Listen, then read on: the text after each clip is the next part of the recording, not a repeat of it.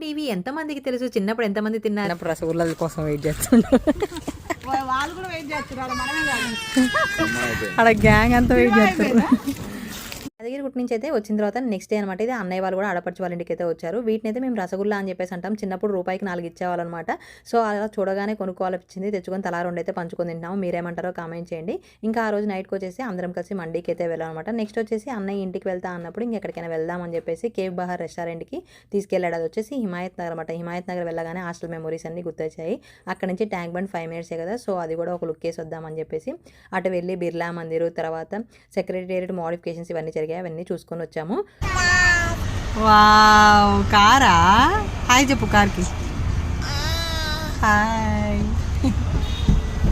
బహార్లో అయితే ఫుడ్ చాలా బాగుందన్నమాట. ఇంకా మేము హైదరాబాద్ వెళ్ళడం కానీ అందరికీ వైరల్ ఫీవర్స్, వెదర్ అయితే అసలు బాగాలే. మా పాపకు కోల్డ్ అంటుకుందన్నమాట. మొత్తానికి 12 డేస్ తర్వాత ఇంటికి అయితే బయలుదేరాము.